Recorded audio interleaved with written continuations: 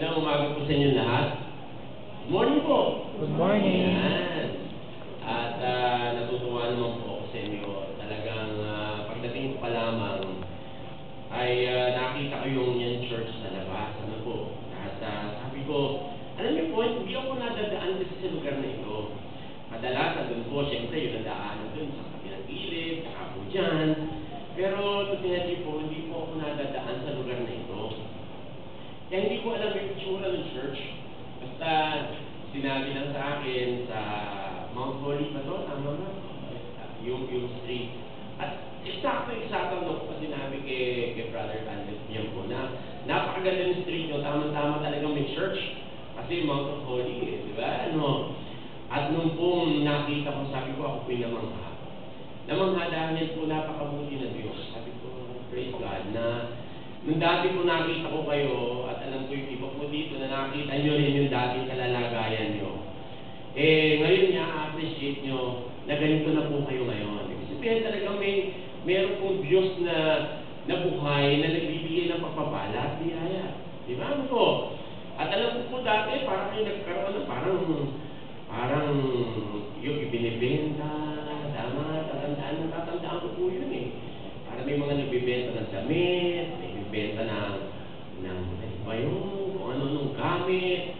At doon pa po sa kabila pa, parang doon pa ibinibenta, doon pa kaya mamili pa yun eh. Tama po ba ako? Parang doon pa yun eh. Ano? At sabi ko, napakabuti ng Diyos na ganito na yung kalalagayan ngayon. Ano? At alam ko po, mas ibibigay pa ng Diyos ang magandang blessing po sa inyo. Dahil pinagpipray nyo sa kabila, sabi ko po alam nyo, kailanman hindi po naging maramot ang Diyos sa gawain niya. At alam ko, makikita ko po na isang araw, katulad ng prayer natin, nung nandito pa lang kayo, isang araw makita ko may magandang building na nga po. Ito na ngayon. Unfolding before our very eyes. Ano po? Para bang nung time na si Moses ay hindi niya malaman kung paano siya tatawid sa Red Sea. At nung nabuksan na yung namangha ang bawat isa. Diba? Ganun din po ang nangyayari pagka ang Diyos ay nasa sa atin.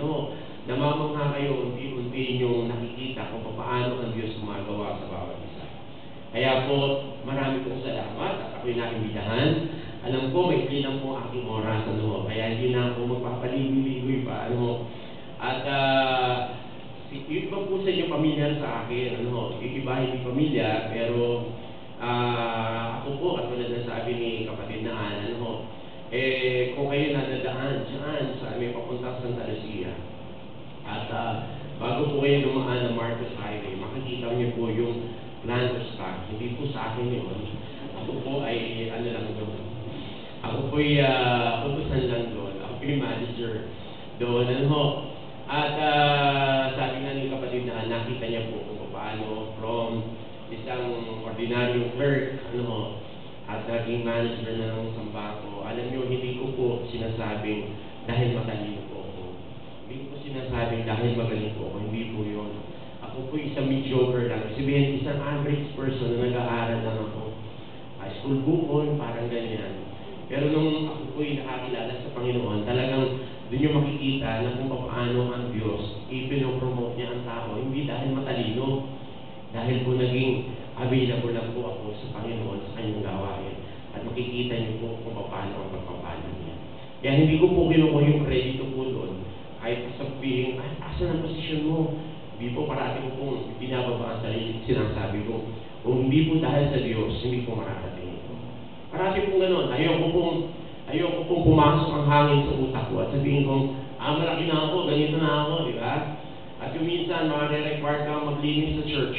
Sasabihin mo, officer na ako ng bago, senior officer na ako. Parang, hindi naman ako tamang gumagawa ng ganyan. Pero alam nyo, parating pong pagpapumbaba ang parating nandun. Parating sabihin nyo, kung wala po ang Diyos, wala rin tayo. Tunay naman po yan, di ba? Kung wala ang Diyos, wala rin po tayo. Tama po ba? Yan. So, ngayong umaga po ito, pero bago po ako magpatuloy, ay pakilala ko po ang aking may bahay. Sabi nga, in every man success, behind is a woman. Yan. Tama po yung mga kababayan, tuwan-tuwa naman yung mga babae. Pero ito po yun. kayo po yung aming, sabihin mo nang binigay sa amin na isang katuwang, hindi po katulong. Kasi pagkakatulong, paano pakinggan yun, no, ha? Katuwang sa buhay na siguro kung wala kayong mga babae sa amin, maraming mga asawa, na sumusuporta sa amin, siguro madali po kami bumabaksa. Tulad ni Adan, napakalungkot siguro ng buhay, kung wala po kayo sa amin. Kaya po, andit po ang aking kaisa-isa lang. At wala lang iba. Hindi po ako Muslim. Ang aking po may bahay si Emmy. Yan po. Ayan. At yan po yung isang kaloob din sa akin ng Panginoon. Na binigyan ako isang may bahay na maganda. Okay? Okay, siyempre lahat ng ating may bahay naman magaganda yan. Lalo-lalo na pagka-Kristyano yan. Di ba? Gumaganda at gumaganda pa yan. So, hindi na ako papaligo-ligo. Tinanong si kayo, brother, gano'ng katagal ba ako na magsasalita? Alam niyo, kuminsan madaldal po ako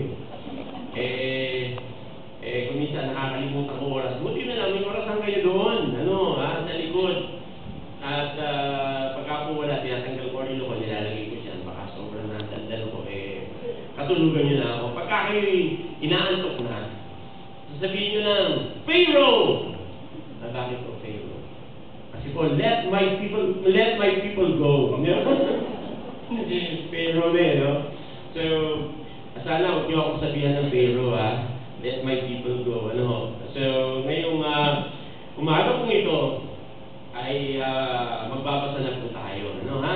Mag-aaral na po tayo ng kanyang salita. At alam nyo, sa kung kausap ng Panginoon pagka madaling araw, tahimik ang paligid, hindi mo namamalayan, madaling araw na pala, naghahabang kausap mo siya, ito mensahe, una tatama sa iyo, bago mo may mensahe sa bawat isa sa atin. Kaya kayo po umaga, aninahan ko po kayo tumayo, at buksan niyo po yung banal na kasulatan sa Romans chapter 12. Okay? Mga taga-Roman, chapter 12, okay? Kapitulo 12, versikulo 1 hanggang 2. Hindi ko alam kung pareho tayo ng Tagalog, but yung Tagalog ko po is a King James Version. Pero babasahin ko po sa English ng King James at the same time sa Tagalog. Okay, ito po yun. Pwede nyo akong sundan sa yung mga paningin sa ating pagbabasa. King James Version po itong gamit ko. Sa English po, sa ating banyagang salita, ito po yun. I beseech you, brethren, ulitin po. I beseech you therefore, brethren, by the mercies of God, that you present your bodies a living sacrifice, holy, acceptable unto God, which is your reasonable service. Verse 2, and be not conformed to this world, but be ye transformed by the renewing of your mind, that ye may prove what is good and acceptable and perfect will of God. Okay, sa Tagalog po, kaya nga mga kapatid, ipinamanhid ko sa inyo, alang-alang sa kahabagan ng Diyos, na inyong iharap ang inyong mga katawan na isang haling buhay, banal, nakaaya-aya sa Diyos, na siya niyong katapatang pagsamba. At huwag kayong magsiayon sa sanlibutan ito, kung hindi mag-iba kayo sa pamamagitan ng pagbabago ng inyong pag-iisip, upang mapatunayan nyo kung alin ang mabuti at kaaya-aya at lubos na kalooban ng Diyos. Tayo po muna yung manalangin. Ama namin Diyos na dakila, Diyos na makapangyarihan sa lahat. Muli po, kami po'y lumalapit sa inyo at humihingi, Panginoon, ang inyong pagsubaybay sa amin, katalinuhan, kaalaman sa inyong salita. Gabayan niyo kami ng iyong banal na Espiritu. At hayaan niyo, Panginoon, na ang bawat isa ay mayroon pong puso at isipang bukas upang marinig ang inyong salita. At hayaan niyo, dakilang Diyos, at tumingin ito sa aming puso at isipan. Gabayan niyo kami, Panginoon, sa pangalan po ng Panginoong Kristo. Amen. Okay, sige po, makakaupo na po tayo. Okay na bang pipindutin ko lang ito? Yan. Yan ba? Wala pa. Meron po? Okay. So, usually po, pag ako'y nagsasalita, gusto ko po interactive preaching. Ano po interactive preaching? So po, nagre-respond kayo para pagka meron po akong sinasabi, umagree kayo or hindi kayo umagree. Di ba? Ganyan lang naman yan. Minsan nagtatanong po ako para mas maganda, di ba? Ano? Ngayon po, actually, ang naibigay po sa aking title ng mensahe ay, ito po yun. Sabi niya, just what is my best service to God? Okay? What is my best service to God? Talking about service. Alam niyo, dito po sa inyong, nakita ko po sa inyong vision, sabi dito, a glad and obedient evangelizing people of God, founded on the word, serving word. Maganda po naman, napakaganda. At ito pong inyong vision. Napakaganda, ano? At tunay nga po, naging vision niya, sabi, pursue one-on-one evangelism until the one becomes a disciple of Christ. And sabi niya, and the church passion for souls becomes a lifestyle. Napaganda po niyan. Sana nga po talaga maging katuparan ng mission and vision niyo, ano? At lalo na yung word na paglilingkod. Kanina, yung kinanta ni kapatid na Joshua, sabi niya, well done. Well done. Parang kinuha yan sa well done, thy good and thy faithful servant, di ba? Na sabi niya, sa kanta, meron kang reward na matatanggap, tama? Meron kang mansion. At doon na naman po, meron sa tayong mansion. Doon na po na naghihintay sa kalangitan, ano? At the same time, meron tayong mga crowns. Ano? Para tayo siguro, by the time na dumating po yun, walang kung paano po mangyayari ang setting niya, pero makikita niyo po sa book of Revelation. Pero napakaganda pagka-honor ang inyong mga anak at binibigyan ng medal, proud ka. At tuwa ka, di ba? May natatanggap kang medal. The same is true. Pagka binibigyan ka na ng mga crowns, marami pong crowns sa ere. At alam nyo, yung crowns na ito ay binibigay sa mga karapat-dapat na mga mananampalataya na kung saan dito pa lang sa mundong ito ay naging ang paglilingkod na ay ginawa nila. So, ngayon po umaga, ito po yun. Tanong lang po ako sa inyo. Ang sabi po dito, bago po yan, ang sabi ng Webster about the word service, ang ano niya na service, to serve, sabi yung work done for others. Yan. Ito po lang isang trabaho na kung saan ay ginagawa nyo para sa iba. At siguro sino sa inyo dito yung masasabi ko pong yung nagtatrabaho sa isang service provider. Katulad po ng Meralco, ng Nawasa, or Manila Waters, or PNDT. Sino po ba ang nagtatrabaho na involved sa service? Yung paglilingkod. O negosyo. Maaaring ito ay isang car shop na kung saan ay nagsiservice ka, diba? Sa bangko po, kami po yung service provider din. Diba? Bakit po service provider? Kasi kami po yung naglilingkod sa inyo, kinukuha namin yung, at kinukuha ko, hindi yung iniingatan namin yung inyong mga deposito, at kami pinaglilingkod po sa inyo. Service provider. Sino po ba? Kaya naman po, ako lang ba? Wala nang iba? Wala nang service provider na nagtatrabaho sa PLDT or sabihin natin may tindahan kayo. Diba? Pagka may tindahan, meron din namang paglilingkod yan. Ay, wala ako lang. Okay, mahiya. Ayan. May tindahan. Okay. Sino po ba? Wala na? Restaurant. Ayan. Restaurant. Sino po? Wala na? Sige. Sintihan natin. Sino po dito ang empleyado? Ako, empleyado. Yan. Empleyado. Pagka empleyado ka, ikaw ay naglilingkod. Tama? Natrabaho ka para sa bangko. Manager po ako ng bangko, pero siyempre naglilingkod po ako, hindi lang sa mga depositors, kung hindi, at the same time, nalilingkod ako sa aking mga superior, o sa aking may-ari ng bangko. Okay? Ganyan po yan. At sino sa inyo naman ang merong sabihin na nating negosyo na kung saan, tama, sino sa inyo ang may negosyo? At naman yan, kung hindi wala ka, ay pera na lang, wala kang trabaho, wala kang negosyo. Ang tawag yan, pal. Okay? Walang trabaho, walang negosyo, pero buhay, tanging sa Pilipinas nyo lang makikita yan. Kung tayo sa ibang bansa, busy po ang mga tao. Wala kayong makikita halos sa karsada. Nung nagkataon na punta po kami dyan, sa Canada, makita nyo pagdating ng alas 8, wala nang ganong tao. Pagkatira nyo, nasa opisina na yan o nasa negosyo na yan. Ay sa Pilipinas lang kayo makita, umaga, nakaupo na, at ano na nang kwentuhan na, di ba? At nagiinuman na, ganyan yung iba. Paano nabubuhay itong mga tao ito? Pero alam nyo, lahat po tayo ay service provider. Alam nyo po yun? Kung kayo po ay may negosyo, yung negosyo nyo, di ba, iniingatan nyo yan, at definitely may bumibili sa inyo yan. Di ba? Katulad ng kapatid na alam ko po, supplier sa SM.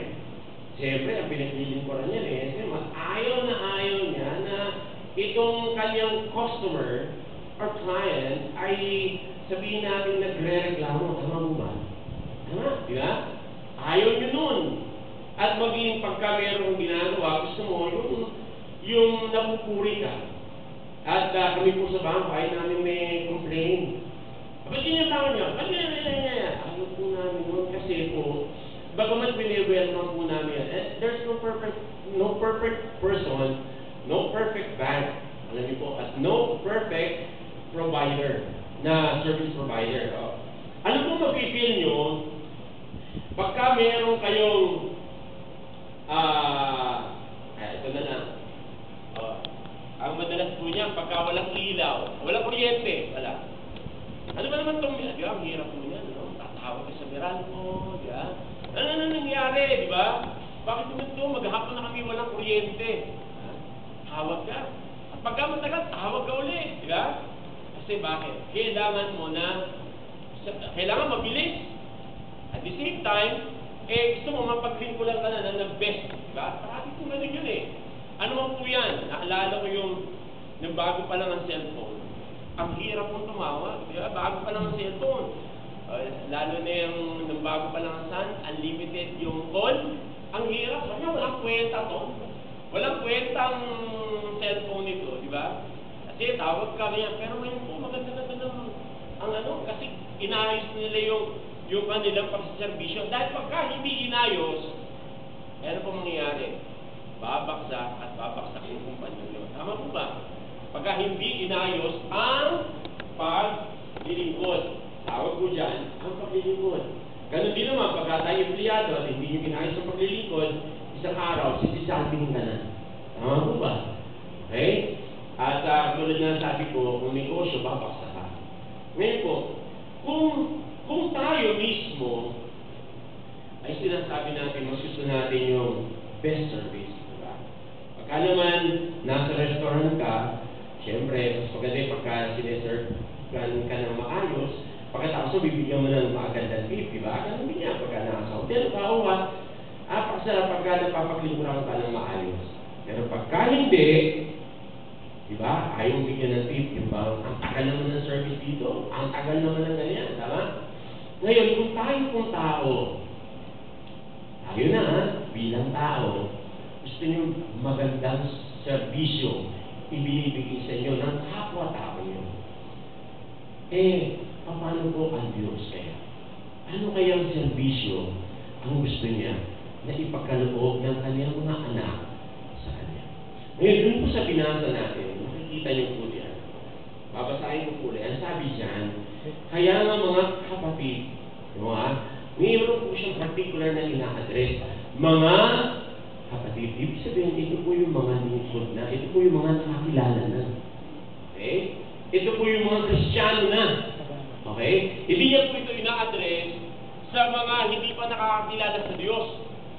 Okay? Kaya nga, sabi niya, kaya nga mga kapatid, ipinamamanhid ko sa inyo, alang-alang sa kahabagan ng Diyos. Ano po yung, matapos sasabihin niyo mga kapatid, pinamamanhid niya raw, ibig sabihin, pinapakiusap, alang-alang sa kahabagan ng Diyos. Alam niyo, tayo na po yung nakaranas ng kahabagan ng Diyos. Kaya nga po sa nung panalangin kanina, ang sabi natin, yung kahabagan yon, hindi po tayo karapat-dapat tumanggap ng biyaya at pagpapala. Pero dahil sa kahabagan ng Diyos, ibinigyan niya tayo ng buhay at kalakasan ng biyaya at pagpapala. Kaya nga sabi niya, matapos niyan, kung naranasan natin ang kahabagan ng Diyos, sabi niya na inyong iharap ang inyong mga katawan na isang haing buhay, banal, at kaaya-aya sa Diyos na siya yung katapatang pagsamba. Alam niyo yung service, pagka sinabing service, yung po sa isa sa mga Western definition, it is a religious gathering. Yung word service, ang ano niya, religious gathering. Kaya nga po, may tawag tayong worship service. Ang tawag niyo po dito ay pagka morning service. Ano po tawag niyo? Worship service? Hindi niyo po worship service. Ibig sabihin, yan po yung katapatang pagsamba natin sa Panginoon. Ano? Ngayon, kung papansinin niyo po ito, gusto ko pong makita niyo na ang sinasabi niya lang dito, tayo, ang kinakausap niya, tayong mga mananampalataya, tayo nakaranas na kahabagan ng Diyos. Ano? Tayo yung sinasabihan niya na ating i-present ang ating katawan bilang isang haing-buhay. Sabi niya, banal, kaaya-aya. Yung word na kaaya-aya is the word acceptable. Sa English po yan. Acceptable sa Diyos na inyong katapatang pagsamba. Meron na po akong tatlong bagay dito. Ano? Sa tatlong bagay na ito, ay gusto ko na makita nyo sa tanong na title po natin, o yung ang tanong na ano ba yung pinakamagandang paglilingkod natin sa Diyos. Tatlo lang po makita nyo. Una, makita natin, let's examine ourselves. Self-examination. Ano po yung self-examination? Tingnan nyo po kung ang paglilingkod nyo po ba ay kaaya-aya na ba ang paglilingkod ko sa Diyos? Yan. May aaring sasabihin nyo, siguro nga, pwede na rin, di ba? Pero alam nyo, gusto ko pong buksan ng inyong kaisipan doon sa ginawa ni Cain at ni Abel. Di ba? Ngayon, pwede po ba niyong buksan ang inyong banal na kasalatan? Medyo magbubukas-bukas po tayo, ano? Pansinin niyo po, yung naghain si Abel, tinanggap ng Panginoon. Naghain si Cain, hindi po naging katanggap-tanggap. Bakit po kaya? Tingnan niyo po, basahin po natin sa Genesis chapter 4, verses 4 to 7. Ito po ang sinasabi. Okay, Genesis chapter 4, verse 4 to 7. Ang sabi po dito sa Tagalog, at nagdala rin naman si Abel ng mga panganay na kanyang kawan at ang mga taba ng mga iyon. At nilingap ng Panginoon si Abel at ang kanyang handog. Tingnan niyo po, nilingap ng Panginoon yung handog ni Abel. Datapot hindi nilingap si Cain at ang kanyang handog. At nag-init na makinom si Cain at namanglaw ang kanyang mukha. Tingnan niyo po, nung ang handog ni Cain ay hindi naging katanggap-tanggap sa Diyos, naging ano siya? Naging very wroth and its countenance fell. Ang sabi po dyan, po sa English pa rin yung kinuha natin. At ang sabi po, tuloy po natin sa verse 6, and the Lord said unto Cain, why art thou wroth? Sabi niya yan, and why is thy countenance fallen? Ang sabi po sa Tagalog, at sinabi ng Panginoon kay Cain, bakit ka naging init? At bakit namamangla ang iyong mukha? Yun po yung verse 7. Ito po yung sagot. Sabi niya dyan, kung ikaw ay gumawa ng mabuti, di ba ikaw mamarakain? At kung hindi ka gumawa ng mabuti, ay, sa English ko po basahin.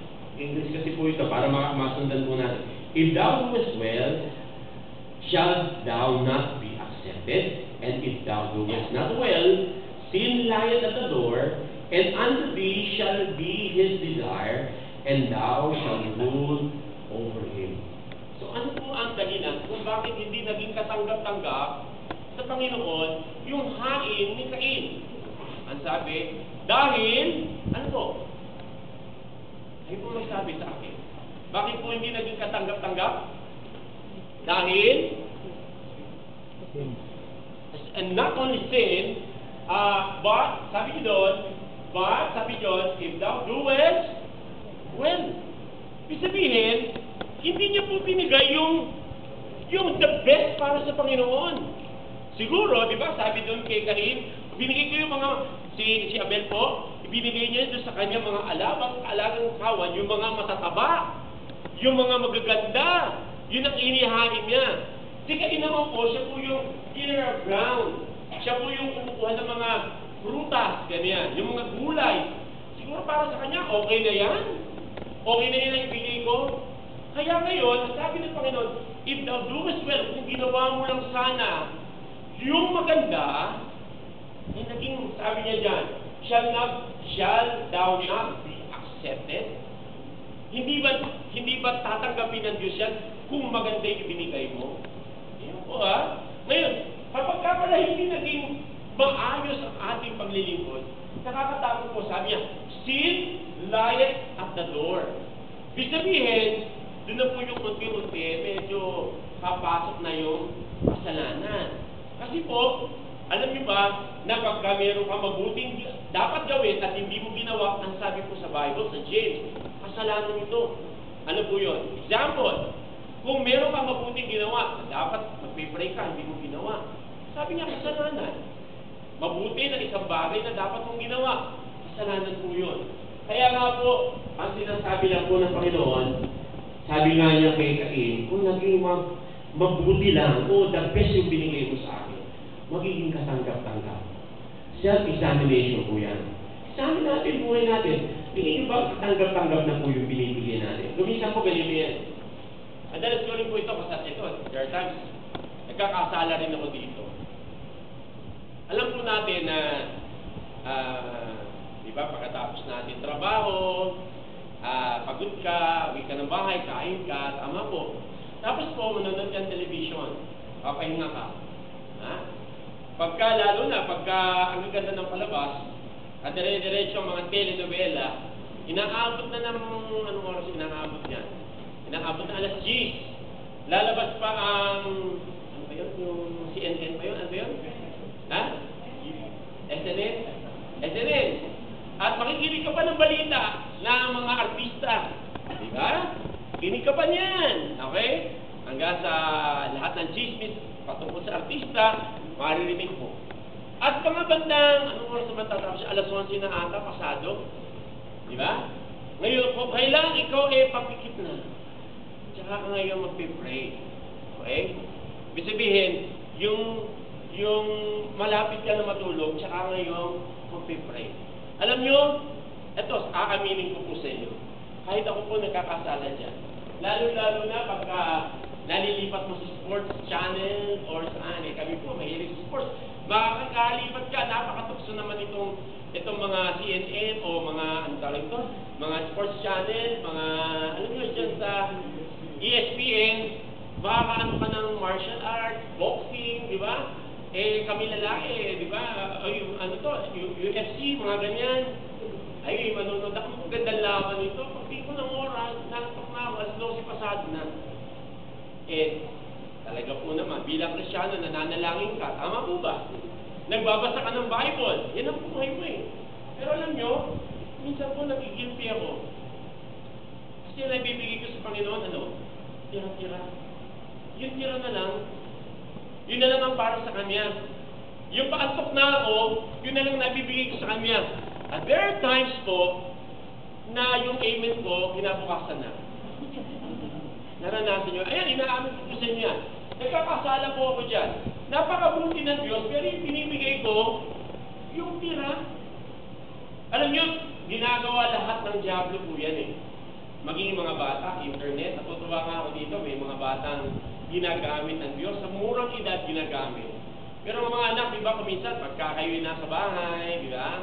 Sasabihin ko dun sa aking mga anak, kami na, umakit na kayo, mag-pray na kayo. Basta kayo ng Bible, sabi ko. Nandun pa sa internet, di ba? Nako, sabi ko sa'yo, yung Facebook na yan, kinukuha ng diablo talaga. Yung time na para sa kanya, kinukuha ng diablo. Di ba? Kaya nga, kahit po ako guilty dyan. Guilty in the sense na, kasi nasa human flesh tayo eh. Nasa katawang lupa tayo, nasa kung saan may hinahanap ka eh, di ba? Ang sarap sa mata na nakakapanood ka ng ganyan. Pero kung minsan, alam nyo, hindi nagiging maganda yung paglilingkod natin sa Diyos. Okay? Self-examination. Alam nyo, nung ito po kahapon, o kagabi, nung ako'y malapit na matapos ang message na ito. Siya nga po pala, ito inabot ko. Talagang masarap pag-usap sa kanya pagkamadaling araw eh. Ang dami mong ang dami ibibigay sa'yo. Alam nyo, bibigay niya sa akin, buksan niyo po sa Malakay. It's a great revelation sa akin. Tingnan niyo po, sa Malakay chapter 1, hindi po, I'm not talking about tithes, I'll be talking about yung paglilingkod natin. Yun po sa Malakay. Malakay chapter 1, verse 6, 7, and 8. Ang sabi po dito, doon na ako sa verse, sa verse 7. Sabi niya, you offered polluted bread upon my altar. Yun po ba nakita niya? Ayan. Ayan po. Kaya ako kayo pinabubuksan para at least nalalaman nyo saan yung Malakay. Okay? Usually, ayoko nga na mayroon po dito dahil pagka nandyan, hindi niya na kayo nagbubukas. Ang Malakay, kasi patawag niya Malachi. Okay. Ano yung Malakay? Malachi pala, Malachi. Okay, Malakay po ang yan. Tignan niyo po ang sinabi ng Panginoon po siya. Sabi niya, ye offered polluted bread upon my altar, and ye say, wherein have we polluted thee? Sabi niya, in that we say that the table of the Lord is contemptible. Sa verse 8, sabi po niya, din yun, revealing sa akin. And if ye offer the blind for sacrifice, is it not evil? And if you offer the lame and sick, is it not evil? Offer it now unto the governor. Will he be pleased with thee, or accept thy person? Saith the Lord. Tingnan niyo po sinasabi niya, eto, naghahain tayo sa Panginoon, binibigay natin yan. Sabi niya, magiging katanggap-tanggap kaya yan? Subukan niya nga yung hangin na yan, ibigay niyo sa governor. Sabi niya, tingnan niyo kung magiging katanggap-tanggap. Para dito lang yan eh. Kung tayo naglilingkod sa ating mga boss, gusto natin, di ba? Tayo ay parating pinupuri ng ating boss. Ha? Bakit? May promotion eh. May increase eh. Yan naman talagang gusto ng mga may-ari ng kumpanya. Gusto nila yun the best na mga empleyado. Di ba? Tama po. Kung gusto natin ma-promote, ibibigay natin yung best. Pero pagka ikaw yung hindi best na binibigay mo, ang tanong, magiging katanggap-tanggap kaya sa boss mo yung tira-tira na lang. Ang dyan parang yung natira na lang eh. Naalala ko po yung isang tao na kinuwento ng isang pastor. Sabi niya, Panginoon, meron po akong may baka na anak yung kanyang baka na anak ng dalawa. Okay? Sabi pala niya ganito, pagka po nanganak ng baka ko, hayaan nyo na pagka nanganak po ito, bibigyan ko kayo ng isa doon sa ipapanganak. Ay pagpalagay natin naging dalawa na. In short, naging dalawa. Yung anak ng baka. Alam nyo, binigay yung isa, Yun yung tawag doon, yun yung pilay. Sabi niya, Panginoon, ito yung para sa iyo. Ito yung para sa akin. Ano yung ang pinili niya, yung maganda. Ang tanong, magiging katanggap-tanggap kaya sa Diyos. Parang yan lang po yung sinasabi siya. Katanggap-tanggap kaya sa Diyos yung paglilingkod. Yung po yun. Kaya ang tanong ko sa inyo, ang puntos po natin, examine natin sa sarili natin, katanggap-tanggap po ba yung paglilingkod natin? O ito'y tira-tira lang? Alam yan, hindi po maganda yung word na tira-tira, no? Itiniran ka ng pagkain, sabihin mo, para sa aso na lang tayo, Di ba? Ano, ayaw mo nung tira, di ba? Ayaw mo nung, basta yung nalang, kung ano lang yung makibigay, yun na lang yun, hindi po yun. O, pupunta na ako sa pangalawang puntos po natin. Okay? Ang pangalawang puntos po natin, ang sabi po dito, self-denial. Yung po sa tanong na ano ba yung the best na po pwede kong ipaglingkod sa Diyos? Alam nyo, ang kailangan po ng isang tao, pagka gusto mong the best na magiging mo sa Panginoon, i-deny mo sa sarili mo. Bakit mo yung i-deny? Kailangan yung pong katawan nyo bilang isang, nung nakakilala ka sa Diyos, ito po yan nung hindi ka pa nakakilala, ang hari sa puso mo, parating ikaw, ako. Diba? Parating ganyan naman po yun O ano yung maganda para sa akin. Ganun po yun. Pero nung nakakilala ka na sa Panginoon, dinidinay mo na yung sarili mo. Ano na yun? Sa Diyos na. Ano po, sino po ang example natin na ganyan? Sa Bible, sabi natin na naging huwaran natin. Tingnan niyo po si Pablo. Ang sabi po ni Pablo, Galatians po. Buksan niyo lang po sa Galatians chapter 2, verse 20. Galatians. Okay? Hindi na ba po? Malapit po yan sa Romans lang. Corinthians, Romans, Galatians. Okay? Sabi po sa Galatians, chapter 2, verse 20. Yan. Mabuha na niyo. Sabi po dito, I am crucified with Christ, nevertheless I live. Yet not I, but Christ liveth in me. And the life which I now live in the flesh, I live by faith of the Son of God, who loved me and gave Himself for me. Napakaganda po. Ang sabi po dyan, hindi na siya nabubuhay sa kanyang sarili, kundi nabubuhay siya dahil kay Kristo.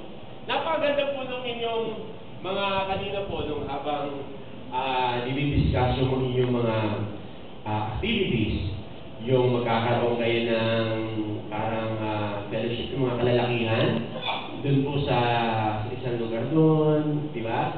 At sabi ko, napakaganda po niyan. Tapos meron kayo dito pag-aawit ng choir, na meron pang kainan. Pwede ba akong pumunta dyan? Okay talagang may kainan pa. Talagang, sabi ko, ang sarap po naman, habang kayo maliit pang ganito, pero isang araw lalaki na kayo. At pagka kayo malaki-malaki na, sana po magagawa nyo pa rin yan. Meron sa mga kabataan, meron sa mga lalaki, meron sa mga babae, at magkakatulong-tulong po kayo. And there are times, alam nyo, you have to deny yourself about that one. Ibang, alam nyo, pagka iniisip nyo yung sa sarili nyo lang, parang hindi ka pupunta. Parang hindi ka pupunta. Bakit? Kasi naman, dati-dati, ganyan tayo di ba? Dati-dati, pagkalinggo, nasa tayo nasa mall, nanonood ng sine, mami, meron tayong activity, di ba? Kuminsan po, parang ayaw mo na ng gano'n, pero alam nyo, pagka ikaw ay mayroong Kristo sa puso, hahanapin mo yung ganyang paglilingkod. Gusto mo yung naglilingkod kayo, magkakasama. And there are times, alam nyo, medyo mahirap. Naalala ko po noon, pagka ikaw magbabible study, pagod ka na, galing ka opisina, yan, nararanasan, iba kalalakihan natin. Yung po nababible study, sana po na-appreciate nyo na mga naglilingkod sa inyo, na kahit pagod na, galing office, sabi na tumatawid pa ng 7 bundok, makarating lang sa Bible study, pero alam nyo, isang katuwaan namin na nagbibigay ng pag-aaral sa inyo, na pagka kayo po'y natututo. Pero sa amin, we have to deny ourselves, Na kung minsan pagod ka na, pagod na ako. Parang hindi ko na kaya. Yan, nararanasan po ng mga ilan yan. Parang ano ko na, pero sabi niya, ito lang po yun eh. Parati ko sinasabi, alang-alang sa Panginoon. Ayaw ako, punta ako. Alang-alang sa Panginoon. Minsan pagod ka na. Sige, go! Mag-aral tayo. At isang katuwaan naman namin, pagka meron, sabi nga, 13 yung umatin, di ba? Sarap, parang naiibsan o napapahawig yung aming pagod na mga nagtuturo sa inyo. Pagka nakikita namin kayo'y umaatin din. Dahil hindi lang kami, sabihin pagod, pagka nakita na kapwa nyo, pagod din, pero kapwa nyo, nagsasakripisyo tayo sa bawat isa. Sabihin, dinilinay natin sarili natin na imbis na nagpapahinga tayo, imbis na nasa bahay na lang tayo, nagpa-Bible study pa tayo. Pero alam nyo, nakakatuwa naman po, pagka kayo nagpa-Bible study, diba? Yung iba dyan, may kainan pa, may fellowship pa, diba? Ang daming kwentuhan. Doon po lumalago ang inyong pananampalataya. Doon po makikita nyo kung saan na isang araw, pagka dumating sa inyo may isang mabigat na problema, maalala nyo yung sinabi ni Brother Al, ni Brother Wilbar, ni Brother Don, maalala nyo po yung mga bagay na yan. At yan po nagpapalakas sa atin. At alam nyo, sa mundo pong ito, kailangan nyo talagang, there are times kung minsan, sasabihin nyo, ididina nyo talaga ang sarili nyo, o alam nyo, spirit and flesh po ito eh, di ba? Spirit and flesh. Katawan natin, dalawa po yan, isang espiritu, isang katawan lupa, di ba? Pagka yung katawan lupa, gusto niya puro pahinga, ayaw niya lang sa Panginoon. Pero yung espiritu nyo, gusto niya sa Panginoon. Kaya sino ang ano nyo? Sino ang pagbibigyan nyo dyan? Pagka pinagbigyan nyo parati, ang katawan nyo, naku, hindi na kayo atin ng church. Lalo-lalo na pagka umuulan, yan po siya nga po pala, wala akong balak patamaan. O ako po ay nagsasalita, wala akong kilala sa iyo na kilalang-kilala ko. Pero lang kapatid na Al. Kung meron mang pinatatamaan ako, baka siya pa. Pero hindi po. Wala. Pagka po kami nag-preach, tandaan niyo po yun, pagka kami nagbabahagi sa inyo, pagka kami nagpa-Bible study, huwag niyo siya, ako naman ata pinatatamaan yan eh. Kaya hindi ako umaatin, tapos sasabihin, ganyan. Hindi po kayo kilala. Mas ba, kaya humingi po ako ng paumanhin, pero wala po akong pinatatamaan. At alam niyo, mas maganda pa nga po minsan tinatamaan eh. Ibig sabihin, nangungusap pa yung banal na espiritu. Ibig sabihin, lumiligalig pa sa inyo. Pero pagka hindi ka na tinatamaan, nako, nakakatakot po yan. At alam niyo, pagka minsan may nasasabi ka, yung bang, alam niyo, pagka may sinasabi yung nangangaral, tapos titingin ka doon sa katabi mo, gano'n, no? Kasi namin, hindi ka umaattend ng may tawagan ganyan, yan ang paglilingkod. Titingin mo kaya. Pero hindi mo nakikita, sarili mo pala yun. Di ba? Parang ang parati mo nakikita yung iba. Para bang yung, sino po dito naka-attend ng marriage seminar? Sino na naka-attend yan? Yan, naka-attend na. Yan. Kung attend po kayo, napakasarap po. Dalawang bagay lang. Either mas mamahalin nyo ang isa't isa, o kayo po'y mag-aaway pagkatapos ng seminar. Bakit po? Sabihin ng pastor, sabihin ng lecturer, kayong mga lalaki, mahalin nyo yung mga asawa, na pagka ganyan, paglilikuran nyo sila, ganyan, ilalabas nyo naman, tingin yung babae dun sa ilalabas ganyan, Tapos, sino man mga babae, sabi niya, siyempre, mga lalaki, mga babae, pagod na pagod sa bahay, kailangan nyo naman mailabas yan, sabihin ng lecturer. At kayo naman mga babae, huwag naman yung pagdating ng lalaki, sasabihin niya na, saan ka na naman galing? Ha? Ayan, tapos yung lalaki naman, titingin naman, Kaya ibig na nagkakaroon ng magandang pag-uusap, hindi yun nagsisisihan, nagtuturuan. Kaya nga po, pagka kayo tumuro, tandaan nyo, ang nakaturo iba, tatlo, isa lang yung nakaturo sa kanya. Kaya pagka po may mensahe, parating sa atin yun. Bago po ito sabihin sa inyo, iminensahe na sa akin ng Panginoon ito. Nasabihin niya sa akin, kaya nga, giting-giting po ako eh. Pagka may napapanood ako mga boxing at ginagabi na ako at nakakatulog, sabi ko, Panginoon, yung preaching naman, yun naman title ni Yung text na binigay ni Brother Al sa akin eh, title eh, parang tamang-tama naman sa akin eh. Ano ba yung pinakamagandang paglilingkod na ibibigay mo sa Diyos?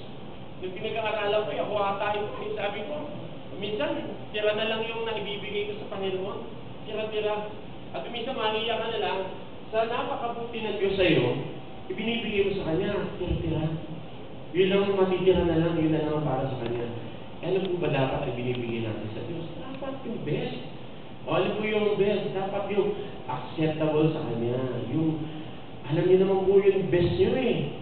Ano, kaya pagka nanawagan natin yung mga leaders po dito, ay actually hindi sila ang nananawagan mo. Ibinibigay po, naniniwala ba kayo? Yung harapat dapat natin ibigay sa Panginoon.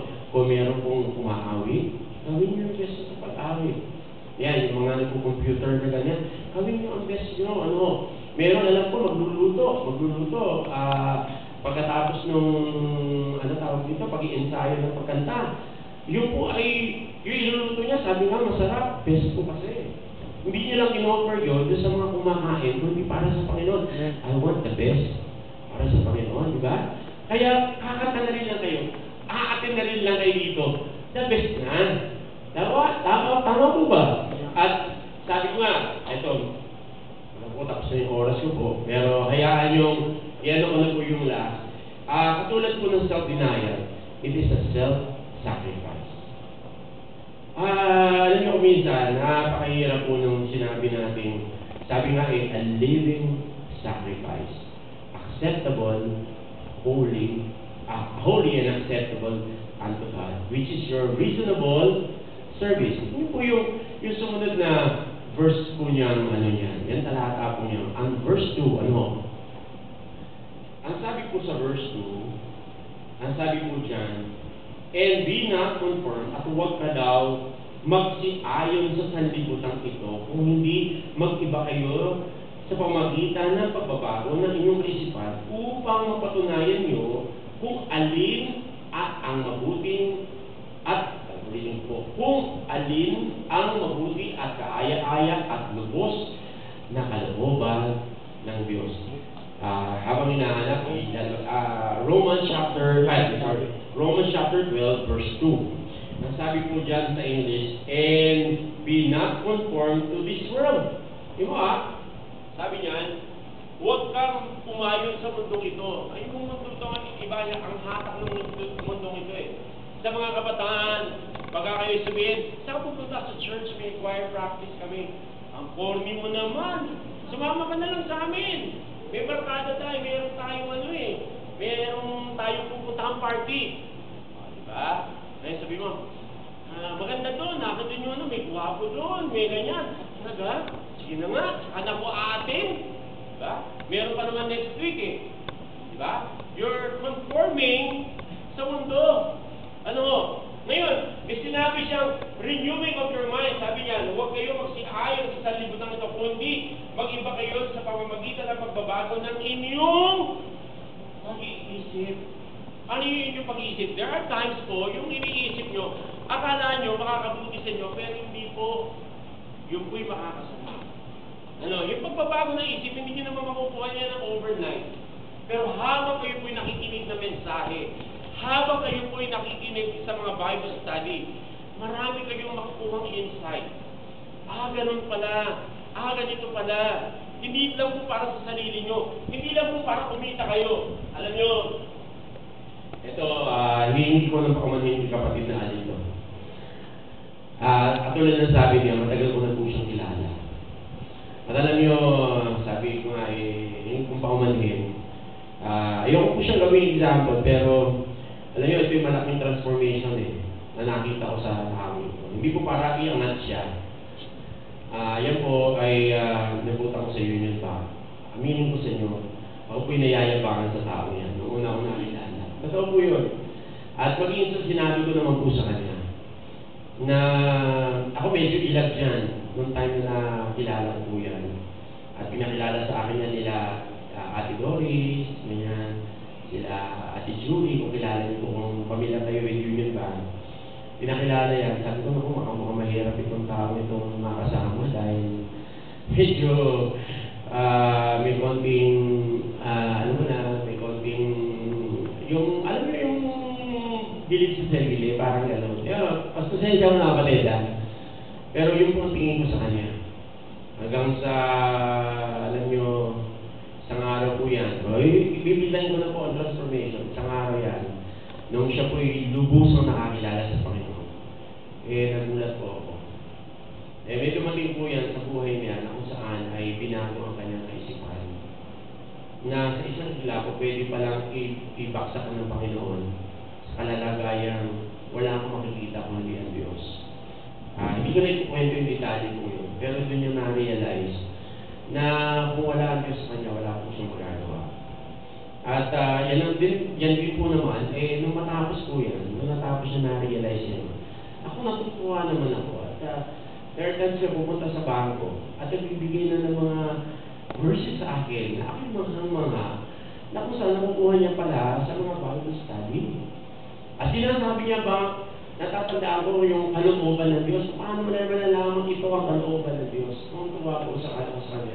Dahil ako mismo lumalago sa kanya. Kaya gusto ko po yung kausap sa office ko at halos buong maghapon. Pagka po kami lumabas siya na kumain, hindi niyo na ako mapapakinabangan sa bangko. Pagdating ng hapon, hapon na kami umuwi. Pero alam niyo, ako naman po, hindi naman sa, ako magkasama, hindi ako nagkakasala sa bangko. Ang role po namin to entertain clients. Kahit maghapon po kami, kasama ang kliyente. Just to entertain them. To be of service to them, kung ano yung po pwede namin magawa para sa kanila, yun po yun. Kaya nung kinukwentohan niya ako, talaga maghapon para bang may ikli. Pero natutuwa po ako dahil binago ng Diyos, hindi para iangat, hindi para tumangos pa ilong niya, bagamat matangos na ilong niya. Hindi po, hindi ko talaga lubos mag-iisip ang isang katulad na Al Franco ay tumatayo na sa pulpitong ito at nagsasalita ng Bible study niya.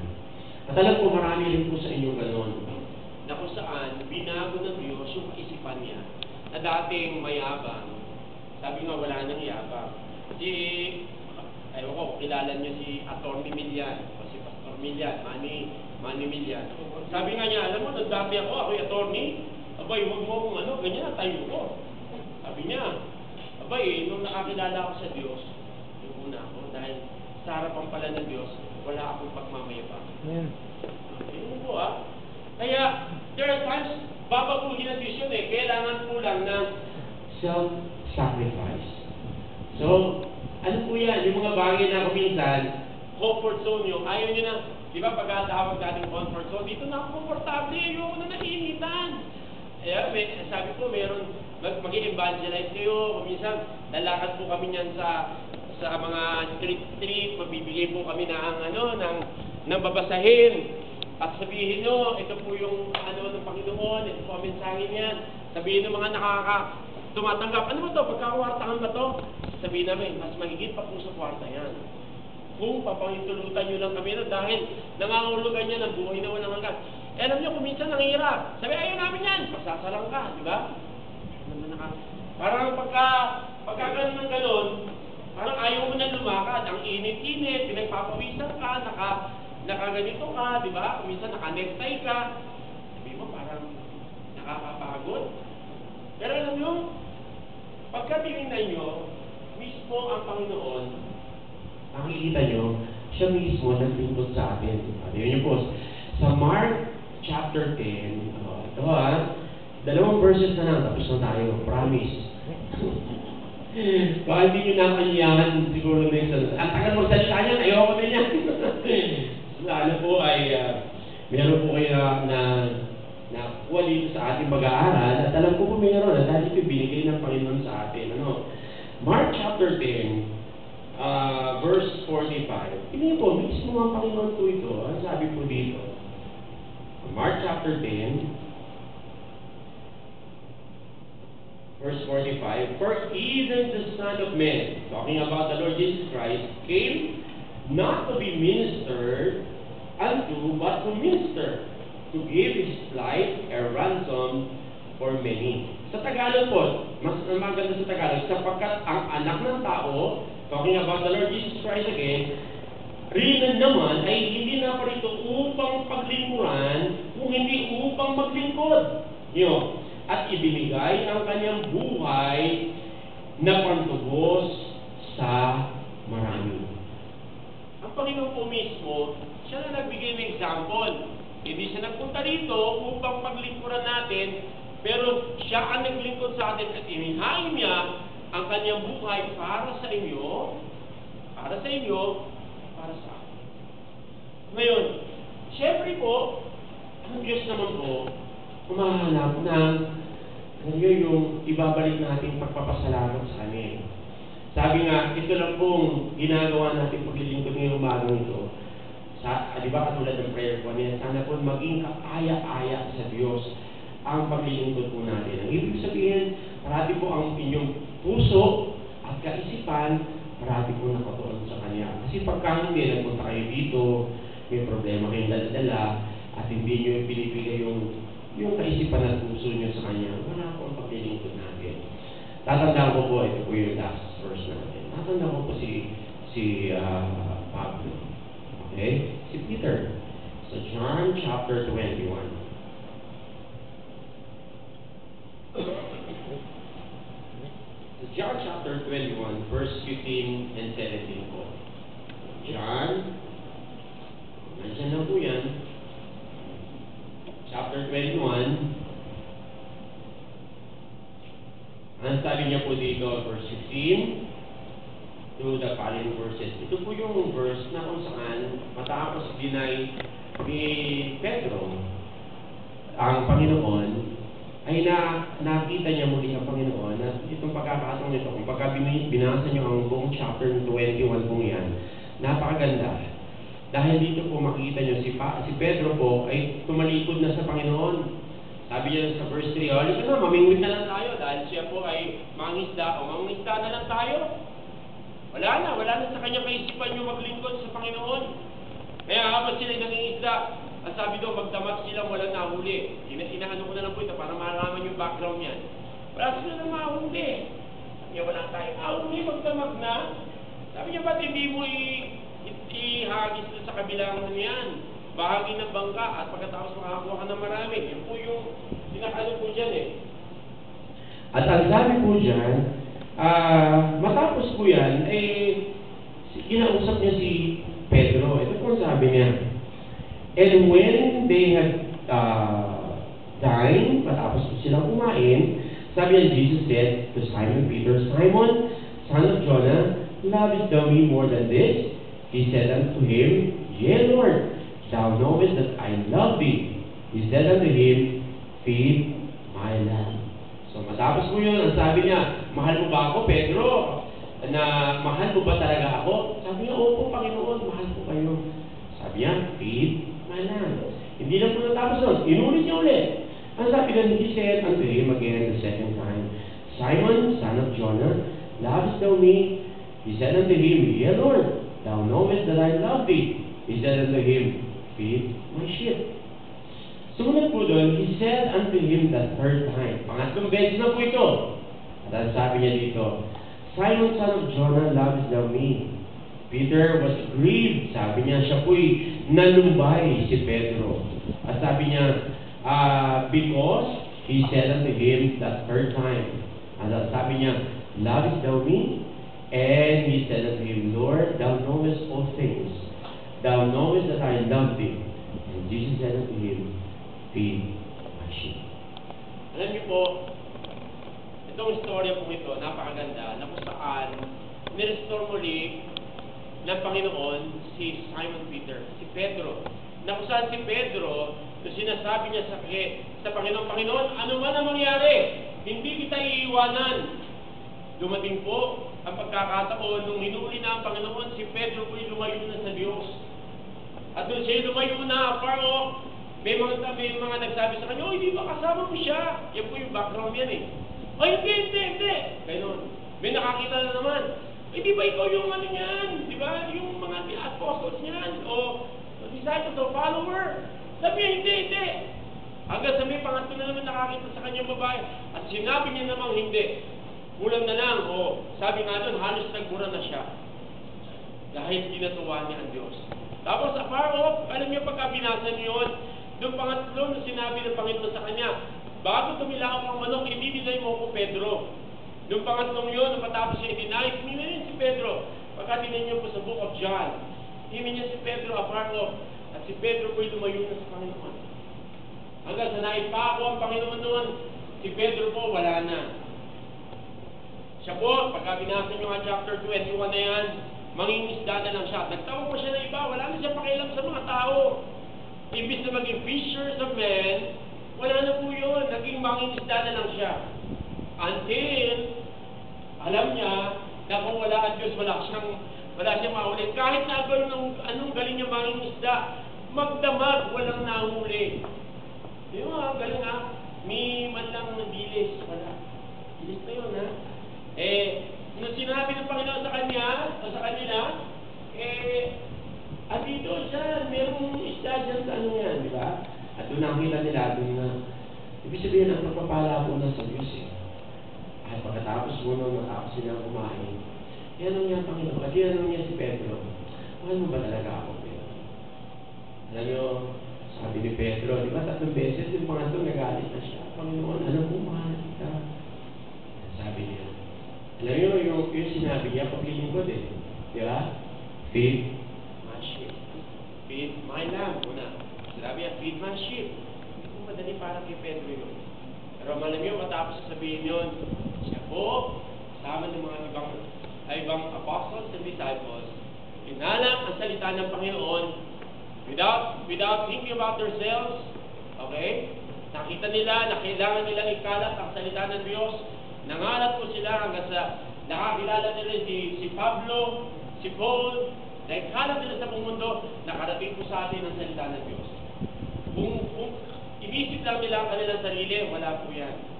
Pero yun po yung katanggap-tanggap at yun the best na paglilingkod nila sa Panginoon. Tandaan nyo lang po ang 3 bagay. Ito lang po yun eh. Para malaman nyo na yan po ay best para sa Panginoon, examine mo na sarili. Is it the best na ibinibigay ko sa Diyos? Kung tingin nyo, hindi nyo pa nakikidinay ang sarili nyo at wala pa yun. Sinasabi natin self-sacrifice. Kapatid, hindi pa yun ang best. Pagka medyo napapagod kayo pagdating may bahay, pag masaya ang aluluwan nyo, manta kayo sa choir, maghapon kayo naglilingkod, nakakilala ang isa through Bible study, nakakilala ang isa, nagbigay kayo, pinatuloy kayo sa bahay, siniran nyo ng gospel, ngayon umaatid na rito, isang patungaan, isang paglilingkod, na kung saan sasabihin ng Panginoon, well done, yung nasabi, thy good and faithful servant, come into the kingdom of the Lord. Sana po, yan ang sabihin sa atin ng Panginoon. Nakalam nyo, isang bagay makikita natin kay Pedro, na kung saan ipinakita ng Diyos na yung pag-ibig na yun, kailangan natin. Mahal niyo ba ang Diyos? Mahigit sa inyong sarili. Kung ang sabi niyo yun, Panginoon, mahal kita. You have to deny yourself. You have to do some sacrifice for the Lord. So, only Him, kailangan po natin bigyan kadaling ng pag-ibig. The best po para sa Kanya. Tayo po lahat ay tumayo. Tayo po na lahat. Maraming Diyos na ilang, hindi po, nagpapasalamat po kami sa inyong mga salitang aming naibahagi ngayong hapon ito o ngayong umagang ito. Ang dalangin ko po at ilang Diyos na patuloy po itong tumimo sa aming puso at isipan. Naway maibigay po namin ang best para sa inyo. Tunay dakilang Diyos na sa pamagitan lang ng inyong pag-ibig na inyong pinagkaloob sa amin, ito naman po yung binabalik namin ang pag-ibig na yan dahil alam namin hanggat walang pag-ibig sa aming puso na hindi namin magagawa ang mga bagay na para po sa inyo. Dakilang Diyos, subaybayan niyo po kami, kayo po, ang magpalago ng mga nalitanim naman yung mga salita sa puso ng bawat isa. Ingatan niyo po ang bawat isa sa amin at palaguin